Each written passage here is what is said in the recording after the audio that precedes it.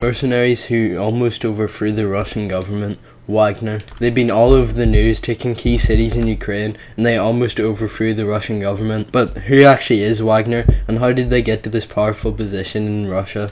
2013, Wagner's founder Dmitry Utkin left the Russian military. He joined the Moran security group, a mercenary force fighting in multiple wars in Russia and out of Russia. Wagner got its name from Utkin's military call sign Wagner. Yevgeny Prigozhin, a former convict in Russia, could have also been the founder. We don't actually know who founded Wagner. After being released from jail, Yevgeny Prigozhin ran a hot dog stand in Russia. After running that for a while, he opened a luxury restaurant which Putin was known to dine in. He then became Putin's personal chef. In 2014, during Russia's annexation of Ukraine, Wagner appeared. Prigozhin claimed to have founded it during this period. The main goal of this company was to make lots of money and get closer to Putin. There was one problem to this, however. Private military companies, which is what Wagner is actually illegal in Russia. Only by having Putin's support could Prigozhin continue Wagner. He continued to work in Putin's inner circle.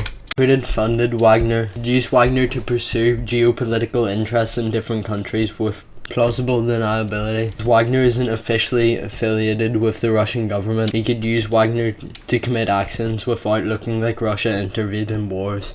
But Wagner doesn't only fight in Russia, so it's been confirmed to fight in at least 8 other countries. Syria, where they're supporting the former president's forces, Bashar al-Assad. Wagner is also operated in Africa, in countries like Libya. Wagner markets themselves as an alternative to the West, countries where the West has destroyed their country. Wagner also gives companies linked to Prigozhin resource access in countries like diamonds and gold in countries they're fighting in. Wagner also protects politicians like in the Central African Republic before elections. But Wagner does more than protect and fight in wars. They also integrate themselves into countries' governments, like in the CAR, where they intimidate politicians to do what they want. Wagner also has been accused of human rights abuses, like torture and execution, and many countries have placed sanctions on against Wagner. Ali, Wagner forces executed hundreds of people. Wagner forces have made a majority of the gains in Ukraine, captured towns like Soledar. They took Bakhmut, or at least most of it. On June 23rd, 2023, Wagner forces moved out of Ukraine and into the town of Rostov-on-Don, and after setting up base, they began trucking to Moscow.